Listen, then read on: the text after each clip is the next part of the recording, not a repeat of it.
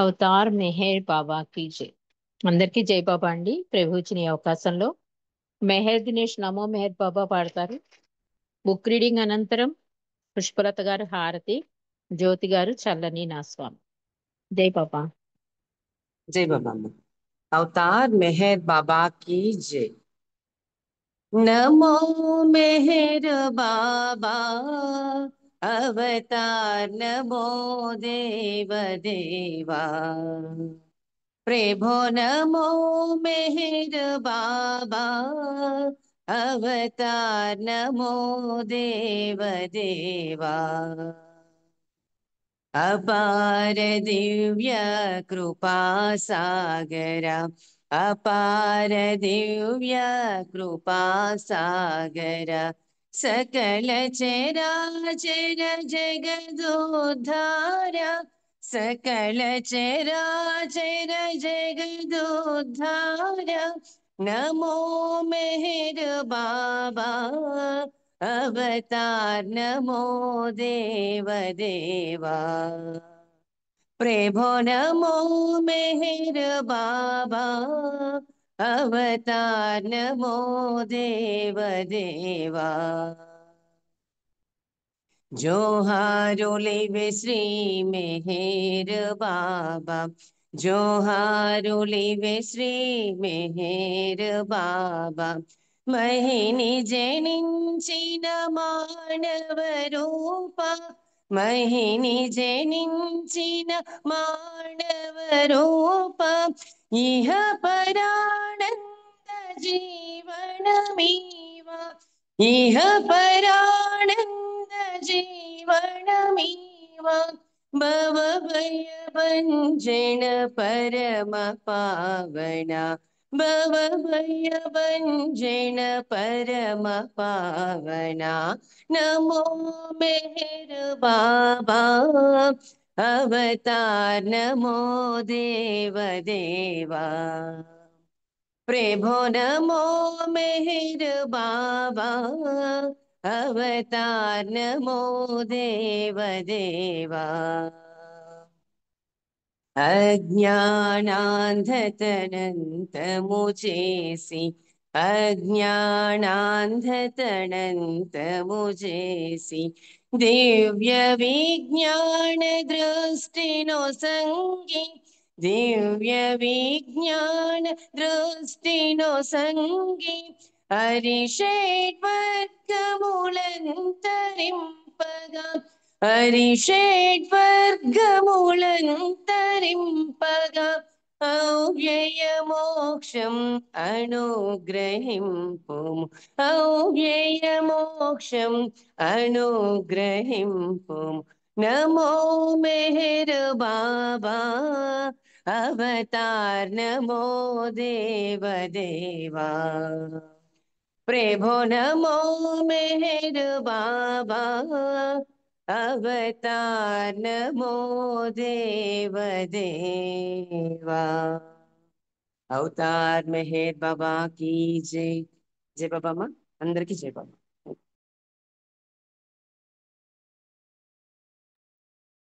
జై బాబా దినేష్. చక్కటి ప్రార్థనా గీతంతో ఈరోజు ఈ సహవాస్ ప్రారంభించినందుకు జై మెహర్ బాబా. అందరికీ జై బాబా అండి. మనం సత్య సంపద అని రెండో భాగంలోని విశేషాలు తెలుసుకుంటున్నాం. నిన్నటి రోజు మెహర్ బాబా మార్గం అని కొంచెం సగం తెలుసుకున్నాము. మళ్ళీ కొంచెం ఏం తెలుసుకున్నామో ఒక్కసారి తలుచుకుని ఈరోజు విషయంలోకి వద్దాం. రుస్తుంబి ఫల్హాటి చెప్తున్నాడు, ఆర్నవాద్ దాదా చాంజీ ఆమె కుటుంబ సభ్యులు అవతార్ మెహర్ బాబాతో చాలా కాలంగా సంబంధాలు కలిగి ఉన్నారు. ఆమె ఈ మాయా ప్రపంచంలో ఉంటూ కూడా నారిమన్ని వివాహం చేసుకున్నప్పటికీ కూడా ఇద్దరూ కూడా బాబాకి అతి సన్నిహితంగా ఉండగలిగే అవకాశాన్ని పొందారు అని చెప్తున్నారు. అంటే ఆవిడకి చాలా బాధలు కష్టాలు ఉన్నాయట. ఆసియానా అని మనం పేరు విన్నాం కదా. ఎప్పుడు బాబా అక్కడే ఉండేవారు కూడా. బొంబాయి వెళ్ళినప్పుడల్లా అక్కడే ఉండేవారు బాబా.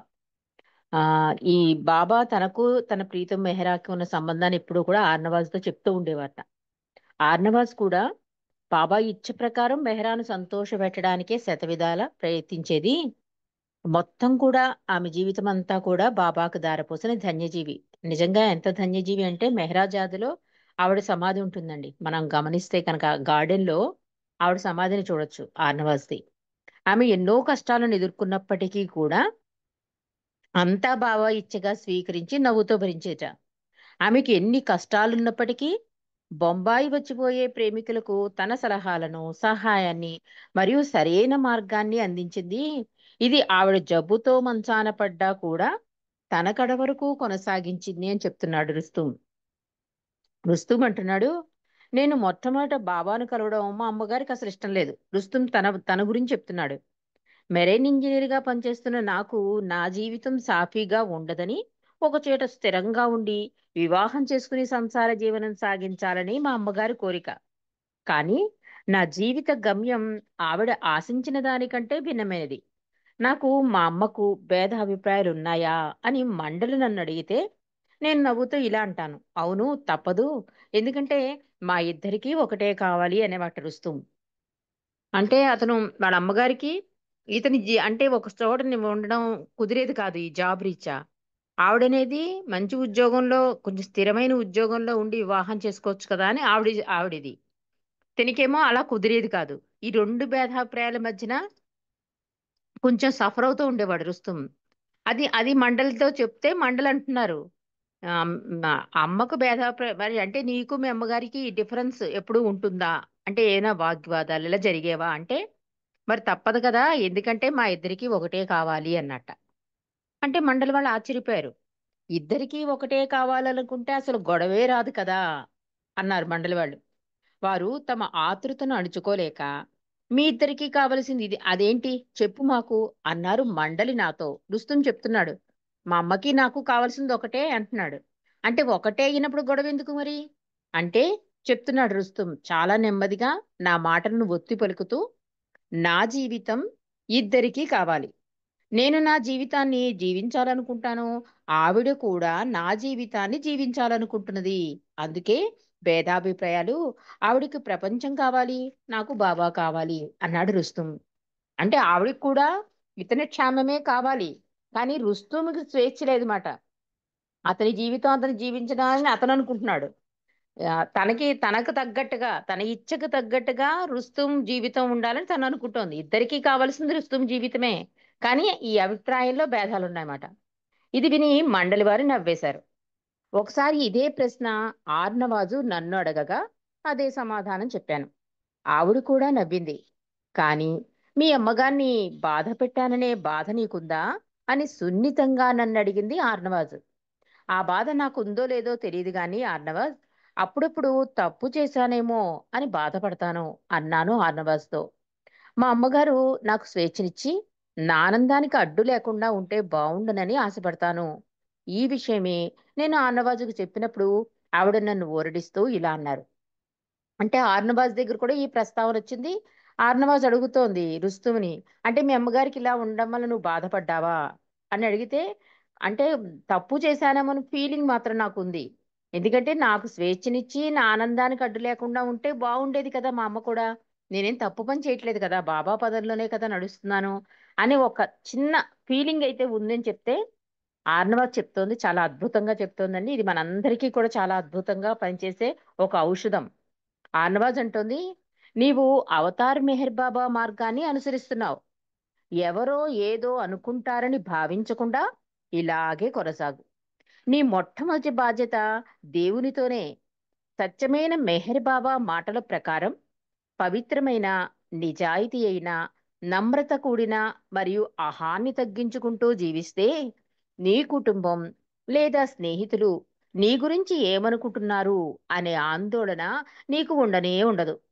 వారు నిన్ను వ్యతిరేకించడానికే నిర్ణయించుకున్నా, లేదా నీవు వారి పట్ల అవిధేయతకు వారు బాధపడ్డా నీవేమీ చింతించకు. ఎందుకంటే అది వారి ఎంపిక. వారి బాధకు కారణం నీవు కాదు. చాలా అద్భుతంగా ఆర్నవ చెప్తుంది చూడండి. ఇవి బాబా మాటలు. ఒక బాబాని పట్టుకుని బాబా చెప్పినట్లుగా జీవితాన్ని ముందుకు తీసుకెళ్తూ ఉంటాం మనం. ప్రయత్నం చేస్తాం. అలా చేస్తున్నప్పుడు చాలా హర్డల్స్ వస్తాయి. చాలా కామెంట్స్ వస్తాయి. కొంతమంది బాధపడతారు. కొంతమంది దెబ్బలాడి అలిగి వెళ్ళిపోతారు. ఇందులోంచి మనల్ని బయటికి తీసుకొచ్చేయాలని ఏదో తప్పు మార్గంలో పయనిస్తున్నామని చాలా ప్రెజర్స్ ఉంటాయి మనకి. కానీ మనం ఏమనుకుంటామంటే, అయ్యో! నేను వెళ్ళేది మార్గం మంచి మార్గమే కదా! మన్నెందుకు అర్థం చేసుకోవట్లేదు వీళ్ళు అని ఒక చిన్న ఫీలింగ్ ఉంటుంది మనకి. కదా! ఎందుకంటే మనం ఎంతో ఆనందాన్ని అనుభవిస్తున్నాం బాబా ప్రేమలో. కానీ వాళ్ళు అర్థం చేసుకోవటం లేదు. పైగా మనకి ఇంకా హడల్స్ పెడుతున్నారు. దానివల్ల ఆ ఫీలింగ్ నుంచి బయటపడాలంటే ఆర్నవ చెప్తోంది.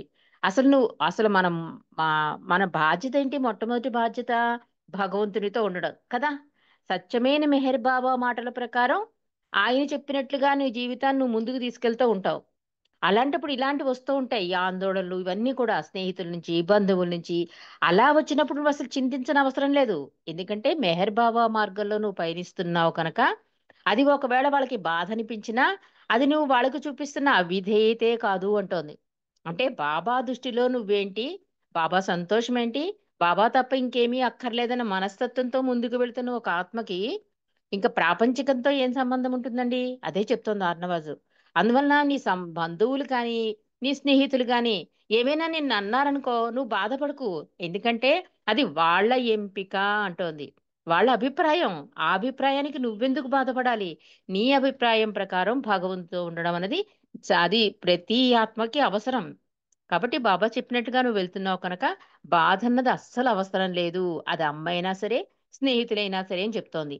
అలా కాకుండా మెహర్ బాబా చెప్పినట్టు జీవించకుండా నీవేదైనా పొరపాటు చేస్తే ఆ పనుల వల్ల నీ కుటుంబం బాధపడితే అప్పుడు ఆ కష్టానికి నీవే బాధ్యుడవుతావు. కాబట్టి నీ మనసు నుండి అన్నీ తీసేసి బాబా పైననే నీ దృష్టిని నిలుపుకో. వేరే ఆలోచించకు. బాబాను గురించే ఆలోచించు. అతనొక్కడే నీకు అసలైన సహాయం చేయగలిగినవాడు అన్నారు ఆర్నవాజ్. ఆర్నవాజు చెప్పడం ముగించి ప్రేమపూరిత ఆలింగనమిచ్చింది నాకు. కుటుంబాన్ని కాదని బాబా మార్గాన్ని ఎంచుకున్నాననే ఏ మాత్రం బాధ నాలో ఉన్నా ఆవిడ సలహా ఇచ్చాక పూర్తిగా తుడిచిపెట్టుకుపోయింది నాకు. ఆర్నవాస్ మాటలను నిజం చేస్తూ కొద్ది రోజుల అనంతరం నా కుటుంబం అంతా బాబా వైపు తిరిగేశారు. బాబా మార్గంలో ప్రవేశించేశారు అంటే ఆ బాబా మార్గంలో ప్రవేశించారు అని చెప్తున్నాడు రుస్తుం. అంటే ఇదంతా కూడా ఒక సాధనంగా వాడుకుంటాడండి. ఒక ఒక అతను బాబా దాంట్లోకి వచ్చాడంటే తరతరాలు తరిస్తాయి అని చెప్పారు బాబా. కానీ అతను ఏం చేశాడు? వాళ్ళ మాటలు పట్టుకోలే. ఆర్నవాజ్ చెప్పేసరికి ఇంక పూర్తి ఫీలింగ్ పోయింది నాకు అని చెప్పాడు. ఎప్పుడైతే ఇతని బాధ తగ్గిపోయిందో మొత్తం ఫ్యామిలీ అంతా కూడా బాబా దశ తిరగడానికి అవకాశమైంది. కాబట్టి ఇది అద్భుతమైన ఫలితాన్ని ఇస్తుంది కనుక మనకేదైనా అయ్యో! నేను బాబా దాంట్లో వెళ్తుంటే మన వాళ్ళన్న వాళ్ళు బాధపడుతున్నారంటే ఇక నుంచి మనం బాధపడక్కర్లే. మనం ఎంచుకున్న మార్గం సరైంది కనుక, అదే గమ్యాన్ని చేరుస్తుంది కనుక, మనం బాధపడవలసిన అవసరం లేదు. ప్రభువే అంతా చూసుకుంటాడు. మరి నెక్స్ట్ చాప్టర్‌లోకి వెళ్ళిపోదామండి. బాబా మౌనం. మండలి హాలులో మాటల్లో ఒకసారి ఒక ప్రేమికుడు ఎరిచిని ఇలా అడిగాడు. బాబా యొక్క కార్యక్రమాల్లో తన అఖండ మౌనం గురించి చెప్పిన మాటల పట్ల బాబా ప్రేమికులు మనస్సులలో భేదాభిప్రాయాలున్నాయి. బాబా తన మౌన విరమణ గురించి అనేక పర్యాయాలు అనేక రీతుల్లో చెప్పారు కదా! కానీ వాటిని మేము ఎలా అర్థం చేసుకోవాలి? ఈ విషయంలో మండలి వారిలో కూడా అనేక రకాల అభిప్రాయాలున్నాయి. కొంతమంది బాబా మౌన విరమణ చేశారు అంటే, మరికొంతమంది చెయ్యలేదు అంటారు. ఎప్పుడు ఈ విషయం గురించి మాట్లాడినా ఇంకా అనుమానాలు పోగవుతున్నాయి. సర్వజ్ఞుడైన బాబా విభేదాలతో కూడిన ఇలాంటి స్థితిని ఎందుకు సృష్టించాడో చెప్పగలరా? అడిగాడు స్థిర నివాసి ఎరిచిని. అంటే బాబా ఒకసారి మౌనం బ్రేక్ చేస్తాననేవారు. ఒకసారి మౌనం కంటిన్యూ చేసేవారు. ఇలా రకరకాలుగా ఉండేది కదా! ఈ మౌనం గురించి రకరకాల అభిప్రాయాలున్నాయి. అసలు ఎందుకు ఈ డిస్టర్బెన్స్? అంటే ఈ కన్‌ఫ్యూజ్ ఎందుకు? ఆయన సర్వజ్ఞుడు కదా! ఈ మనుషుల్లో ఈ విభేదాలు రాకుండా ఈ స్థితిని సరిచేసేయొచ్చు కదా! ఆయన సృష్టించిన సృష్టి కదా ఇది అని అడిగాడు ప్రేమికుడు ఇరిచ్చిని. ఇరిచ్చి కాసేపు మిన్నకుండి ఇలా చెప్పడం మొదలెట్టారు.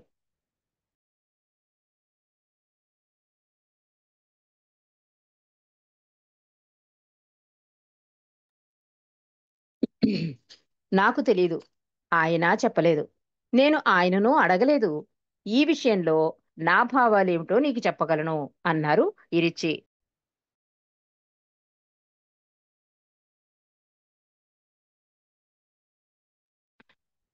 అంటే బాబా అంతట బాబా ఏం చెప్పలేదు గానీ, నా భావాలైతే చెప్తాను అంటాడు. ఎందుకంటే బాబాకి చాలా దగ్గరగా మసిలిన అదృష్ట భాగ్యశాలి ఇరిచి.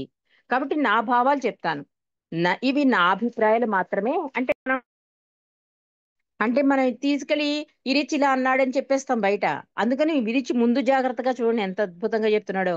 ఇవి నా భావాలు మాత్రమే, నా అభిప్రాయాలు మాత్రమే సుమా అంటున్నాడు ఇరిచి. ఇలాంటి సందిగ్ధ పరిస్థితి ప్రతి అవతార కాలంలోనూ జరిగింది. జీసస్ క్రీస్తు జీవితం తీసుకుంటే ఆయన స్వర్గరాజ్యం భూపై దిగి వస్తుందని ప్రకటించారు. కొంతకాలం అయ్యాక స్వర్గరాజ్యం భువికి అతి సమీపంగా వచ్చింది అన్నారు. తర్వాత స్వర్గరాజ్యం భూమిపైకి దిగి వచ్చేసింది అన్నారు. 2000 సంవత్సరాలు గడిచినప్పటికీ ఆ స్వర్గరాజ్యం యొక్క రాక గురించి క్రిస్టియన్లు ముచ్చరించుకుంటూనే ఉన్నారు. అంటే ఏమైంది?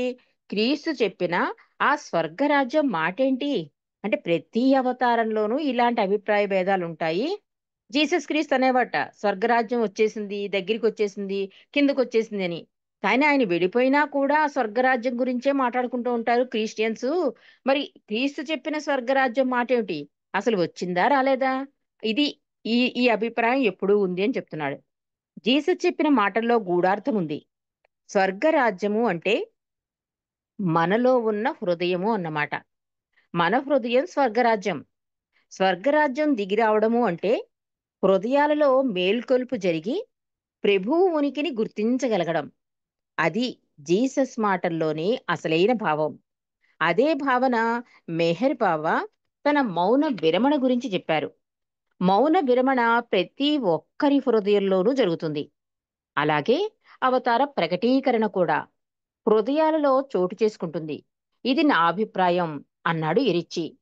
తన మౌన విరమణ గురించి అనేక సందర్భాలలో అనేక సర్క్యులర్ను బాబా విడుదల చేశారు. ఒక్కొక్కసారి ప్రత్యేక తేదీ ప్రకటించేవారు. ఆ తేదీ వచ్చి వెళ్ళిపోయేది కానీ మౌన విరమణ జరిగేదే కాదు. మనకు బాహ్యంగా కనిపించేది ఇదే. అలా బాబా వాగ్దానాన్ని భంగపరిచినప్పటికీ బాబాను విడిచి వెళ్లే బదులు ప్రేమికుల సంఖ్య అధికాధికంగా పెరిగింది. అలా ఎందుకు జరిగింది? ప్రతి సర్క్యులరు విడుదల కాగానే బాబాను ప్రేమించే వారి సంఖ్య ఇంకా ఇంకా పెరుగుతూనే ఉంది. ఎందుకలా? అలా ఎలా సాధ్యం? ఎందుకంటే బాబా తన మౌన విరమణ ఈ పెరుగుతున్న వారి హృదయాలలో చేస్తూ తన అవతార ప్రకటీకరణ చేస్తున్నారన్నమాట. అది జరిగే విషయం. నా ఉద్దేశంలో ఇది అసలు విషయం అన్నాడు ఎరిచి. ఎరిచి ఇంకా ఇలా చెప్తున్నారు. బాబా మౌన విరమణకు సంబంధించిన విభేదాల విషయానికొస్తే దానికి ఒక కారణం ఉంది. అది చాలా ముఖ్యమైనది. బాబా ఆయనను స్మరించడానికి అనేక మార్గాలను మనకు చూపించి వెళ్ళారు. అంటే మౌన విరమణ జరగలేదు, జరిగింది. ఇట్లా ఉన్నాయి కదా భేదాభిప్రాయాలు. జీసస్ క్రీస్తు టైంలో కూడా ఇదే జరిగింది. స్వర్గరాజ్యం వస్తుంది అన్నాడు కానీ రాలేదు. వచ్చిందా రాలేదా కూడా ఇంకా సంశయంలోనే ఉన్నారు క్రిస్టియన్స్. నాకు అర్థమైంది ఏంటంటే స్వర్గరాజ్యము అంటే మన హృదయం అంటున్నాడు. ఆ హృదయాల్లో మేల్కొలుపు జరిగి ప్రభు ఉనికిని గుర్తించగలగడంట స్వర్గరాజ్యము అంటే. అది అది నాకు అలా అర్థమైంది. అంటే జీసస్ మాటల్లో అసలైన భావం అది స్వర్గరాజ్యము అంటే. అలాగే బాబా కూడా మౌన విరమణ చేస్తాను అంటున్నారు. ప్రతి ఒక్కరి హృదయంలో కూడా ఈ ప్రేమ బీజాన్ని నాటారాయన. ప్రతి ఒక్కరి హృదయంలో కూడా ఈ మౌన విరమణ జరుగుతుందని చెప్తున్నారు. కానీ అవతార ప్రకటీకరణలో కూడా హృదయాలలో చోటు చేసుకుంది. కానీ ఆయన సందేశాల ద్వారా సర్క్యులర్ ద్వారా చెప్తూనే ఉండేవారు. కానీ మా అందరికీ ఏమనిపించేదంటే ఇలా సర్క్యులర్ పంపించడం, మౌన విరమణ చేస్తానడం, తీరా బాబా ఆ డేట్ వెళ్ళిపోయినా ఏం చెయ్యకపోవడం. ఇది చూస్తే మాకు ఆశ్చర్యంగా ఉండేది. అంటే కొంతమంది వెళ్ళిపోతారేమో అని అనుమానం కూడా వచ్చేటండి ఈ రిచికి మండలికి. బాబాని వదిలి వెళ్ళిపోతారేమో యాక్సిడెంట్ అయినప్పుడు, మౌనం ప్రారంభించినప్పుడు, మౌన విరమణ చేస్తానని చేయనప్పుడు. కానీ మాకు ఆశ్చర్యం కలిగేది ఇంకా పెరిగిపోయేవారు ప్రేమికులు అని చెప్పేవాడు ఇరిచ్చి. అలాగే ఇక్కడ ఇరిచ్చి కూడా అదే చెప్తున్నాడు. ఇంకా పెరిగారు తప్ప తరగలేదు. అంటే బాబా తన ప్రేమికులు కాకుండా అంటే అన్ని ఆత్మల్లోనూ ప్రేమ బీజాలు నాటడానికే వస్తాడు అవతార పురుషుడు. అలా తన పరిధిలోకి లాక్కోవడానికి ఔటరు హృదయాలలో మౌన విరమణ చేయడం ఆరంభించారు అని చెప్తున్నాడు. అంటే మౌన విరమణ అంటే హృదయాలలో మేలుకొలుపు అన్నమాట. భగవంతుడు దైవీ మానవుడిని వలలోకి లాక్కోవడం. అలా అలా లాక్కొచ్చారు. ఆ రకంగా మౌన విరమణ చేశారు. ఔటర్ వాళ్ళ అంటే బాబా ప్రేమికుల్లో కాకుండా బాబా దరికి వచ్చే వాళ్ళ కోసం బాబా మౌన విరమణ అని చెప్పి ఆ కార్యక్రమాన్ని అలా వినియోగించుకున్నారు అని చెప్తున్నాడు రుస్తుం. ఇరిచి ఇరిచి అంటాడు, అంటే మనకి సంబంధం లేని విషయం కూడా చెప్పాడు ఇరిచి. బాబా మౌనం ఉన్నారా, మౌనం వదిలేశారా, ఇదంతా నీకు అనవసరం. హృదయపూర్తిగా నువ్వు కనుక ఆయన్ని పిలిస్తే నీ హృదయంలోని మాటలు, ఆ ఆయన మాటలు నువ్వు వినగలుగుతావు అని కూడా ఇరిచి ఒకసారి అన్నాడు. కాబట్టి ఇవంతా మనకు అనవసరమైన, ఈ ప్రేమికుల మధ్య ఈ భేదాభిప్రాయాలు క్లారిటీ ఇవ్వకపోతే ఇది ఇంకా కొనసాగుతుందని రుస్తుం ఆ మనకి ఇరిచి ద్వారా తెలియజేసి మనకి తెలుపుతున్నాడండి. అందుకని ఈ భేదాభిప్రాయాల గురించి కూడా ఇరిచి చెప్తున్నాడు. బాబా మౌన విరమణకు సంబంధించిన విభేదాల విషయానికి వస్తే దానికి ఒక కారణం ఉంది. అది చాలా ముఖ్యమైనది. బాబా ఆయనను స్మరించడానికి అనేక మార్గాలను మనకు చూపించి వెళ్ళారు. మన ఆఖరి గమ్యం చేరాలంటే నిరంతర నామస్మరణ ద్వారానే సాధ్యం. మనలో ఉన్న కోరికల మరియు బలహీనతల కారణంగా బాబాను ధ్యానించడం కష్టమైన పని. అందుకే బాబా ఇలాంటి సందిగ్ధ విషయాలను సృష్టించి తద్వారా తన నామస్మరణ జరిగేటట్టు చేశారు. చూసారా, మాయలో మమైకమైపోతున్న మానవుల్ని ఇలా నామస్మరణే కదా నిజంగా. బాబా మౌనం వదిలేరండి, వదలలేదని మన అవుటర్ అడుగుతూ ఉంటారు. వాళ్ళకి మనం చెప్తూ ఉంటాం. ఈ రకంగా వాళ్ళకి బాబా పరిచయం అవుతారు, నామస్మరణ అవుతుంది. ఒక రకంగా అది బాబా ప్రెజెన్సే కదా. ఈ రకంగా ప్రయత్నం చేస్తూ ఉంటాడు బాబా అని చెప్తున్నారు. చాలా అద్భుతమైన విషయం. అంటే ఇలాంటి సందిగ్ధ విషయాలను సృష్టించి తద్వారా తన నామస్మరణ జరిగేటట్లు చేశారు బాబా అన్నారు ఇరిచి. మన మనస్సులు మన కోరికలను తీర్చుకోవడానికి ఎలా చేస్తే బాగుంటుందా అని నిరంతరం ఆలోచిస్తూ మదన పడుతూ ఉంటాం. మనకి ఇలాంటి సబ్జెక్ట్ లేదనుకోండి, అప్పుడు ఏం చేస్తాం? మనకి కావలసిన ప్రాపంచకం మీదకి మనం వెళ్ళిపోతాం. ఇలాంటి ఒక టాపిక్ కనుక సృష్టిస్తే కనుక అందరి దృష్టి బాబా మీదే ఉంటుందండి. అలాగే అమెరికాలో ఎప్పుడో కూడా అనౌన్స్మెంట్ కూడా చేసేస్తారు. ఆ డైరెక్ట్ లైవ్ ఇవ్వడానికి చూస్తారు. రేడియో టెలికాస్ట్ అన్ని ఏర్పాట్లు జరిగిపోతాయి. కానీ బాబా మౌన విరమణ చేయరు. కానీ ఎవరు ఏమనుకోలేట. ఆయన ఇచ్చను వదిలేశారు. చాలా మంది ఆయన్ని చూడడం కోసం వచ్చి దర్శనం చేసుకుని బాబా ప్రేమలో మునిగిన వాళ్ళు ఉన్నారు. అంటే కొత్త బాబాని పట్టుకున్న వాళ్ళు ఉన్నారు.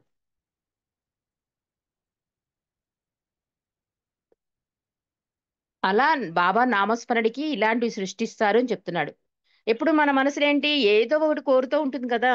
ఆ కోరిక ఏదో ఇలా బాబా మౌన విరమణ గురించి డిస్కషన్ అయిందనుకోండి, అది మన ఆత్మ ప్రయాణానికి మంచి జరుగుతుంది కనుకే బాబా ఇలాంటివి సృష్టిస్తారు అని చెప్తున్నాడు చాలా అద్భుతంగా ఇరిచి. సాధారణ మానవుడు తన నిత్య దినచర్య చేసుకుంటూ బాబాని ధ్యానించడం కష్టం. మనకు సహాయం చేయడానికి, ఆయనను మనం స్మరించుకోవడానికి ఇలాంటి స్పష్టత లేని విషయాలను కావాలనే బాబా తన తర్వాత విడిచి వెళ్ళారు. మేధస్సు ఇలాంటి అస్పష్ట విషయాలను సులభంగా స్వీకరిస్తుందని తెలిసి ప్రతి అవతారంలో ఆయన ఇలా చేస్తారు. మనసుకు వ్యతిరేక స్వభావం ఉండడంతో వ్యతిరేక విషయాలనే అతి సులభంగా స్వీకరిస్తుంది. దానికి ఇలాంటి స్పష్టత లేని విషయాలు మరియు అర్ధరహిత మాటలు కావాలి. బాబా మౌన విరమణకు సంబంధించి ఉన్న మొత్తం పరిస్థితి నా అభిప్రాయంలో ఇది చాలా అద్భుతంగా, అంటే మనం చెప్పడానికి కూడా అవకాశం ఉంది. ఎందుకు మౌన విరమణ చేయలేదు బాబా అంటే, మనందరినీ గమ్యం వైపు పయనించడం కోసమే ఆయన ఇది సృష్టించారు. ఒక జీసస్ అయినా సరే, రామావతారంలోనే సరే, ఇందులోనే సరే అంటాం కదా, రాముడు ఏంటండి సీతను అలా వదిలేశాడు చాకలి మాట పట్టుకుని అంటూ ఉంటాం. ఆ రకంగా కూడా రాముని స్మరించుకోవడం అవుతుందండి. అలాగే జీసస్ స్వర్గరాజ్యం స్వర్గరాజ్యం అన్నాడు కదా. ఈ స్వర్గరాజ్యం వచ్చిందో లేదో అని డిస్కషన్ లో కూడా జీసస్ ఉంటాడు. అలాగే ఇప్పుడు మెహర్ బాబా మౌన విరమణ గురించి మనం మాట్లాడుకుంటూ ఉంటే, రాకపోతే ఏదో ఒకటి లేకపోతే మనం ఏమవుతుంది, మాయ కతుక్కుపోతాం. అందువని ఇలాంటివన్నీ సృష్టించి వదిలేసి వెళ్ళిపోతాడు అవతార పురుషుడు అని చాలా అద్భుతంగా ఇరిచి చెప్పింది నిజంగా 100% నిజమండి. ఈ రకంగానైనా ప్రభువుని స్మరించుకోవడానికి, కొంత టైం ఆయన సాన్నిధ్యంలో గడపడానికి మనకు అవకాశం ఉంటుందని అవతారుడు పడే పాటలు మాట అవన్నీ కూడా. ఈ రకంగా ఒకసారి వ్యతిరేకంగా కూడా బాబాకి వెళ్ళాయి. ఆ వ్యతిరేకతలో కూడా నన్ను స్మరించుకున్నారు కదా అంటాడు బాబా. కాబట్టి అద్భుతమైన ఈ ఈ ప్రక్రియ ద్వారా అంటే ఒక ఔటర్ ని మనం ఏమైనా బాబా దాంట్లోకి తీసుకొచ్చి వాళ్ళు అడిగినప్పుడు దాన్ని మనం ఇలా పాజిటివ్ గా చెప్పడానికి అనువైన మంచి సందేశం ఇవాళ ఈ రీచ్ ద్వారా మనం తెలుసుకున్నామండి. అవతార్ మెహర్ బాబా కీ జై. జై బాబా అండి. హారతి ఎవరికి చెప్పాను? పుష్పలత గారు. జై బాబా. जय बाबा जय बाबा जय बाबा। अवतार मेहर बाबा की जय। देवाति देवा ప్రేమ స్వభావ ప్రభో మెహరు బాబా ప్రియతమా మనసు హారతి దే ప్రియతమా మనసు హారతి దే ప్రేమ జ్యోతి మా హృది వెలగించు కామ క్రోధముల మది తొలగించు ప్రేమ జ్యోతి మా హృది వెలగించు కామ క్రోధముల మది తొలగించు దామను వేడక నిన్ను ప్రేమించు దామను వేడక నిన్ను ప్రేమించు మము కరుణించవయ్యా ప్రియతమా మనసు హారతి దే ప్రియతమా మనసు హారతి దే నీ దివ్య నామమే మదిని స్మరించు నీ దివ్య రూపమే హృది తిలకించు నీ దివ్య నామమే మదిని స్మరించు నీ దివ్య రూపమే హృది తిలకించు నీ దివ్య పదములే ఆరాధించు నీ దివ్య పదములే ఆరాధించు మము కరుణించవయ్యా ప్రియతమా మనసు హారతి దే ప్రియతమా మనసు హారతి దే అహంకారము హారతి కాగా ఇహమే పరమై ప్రకాశించగా అహంకారము హారతి కాగా ఇహమే పరమై ప్రకాశించగా పాహిశరను సాయుజ్యము పొందగా పాహిశరను సాయుజ్యము పొందగా మము కరుణించవయ్యా ప్రియతమా మనసు హారతి దే ప్రియతమా మనసు హారతి దే దేవాది దేవా ప్రేమ స్వభావ ప్రభో మెహరు బాబా ప్రియతమా మనసు హారతి దే ప్రియతమా మనసు హారతి దే అవతార్ మెహర్ బాబా की జై జై బాబా రజని గారు అందరికీ థ్యాంక్ యూ జై బాబా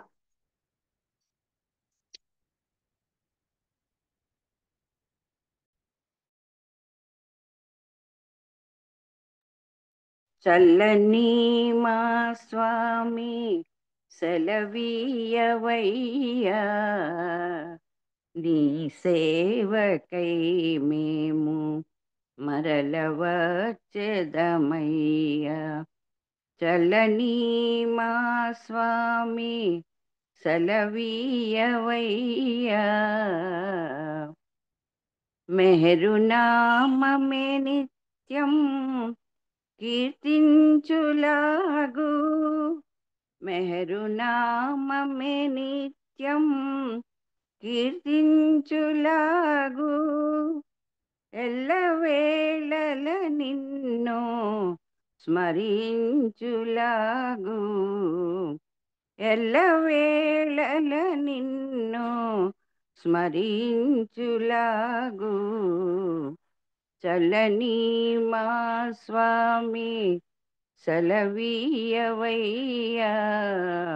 నీ సేవకై మేము మరల వచ్చెదమయ్యా నీ సేవలో మేము తరించులాగు నీ సేవలో మేము తరించులాగు ప్రేమతో దీవించి సెలవీయవయ్యా ప్రేమతో దీవించి సెలవీయవయ్యా సెలవీయవయ్యా సెలవీయవయ్యా సెలవీయవయ్యా अवतार मेहर बाबा की जय। अवतार मेहर बाबा की जय।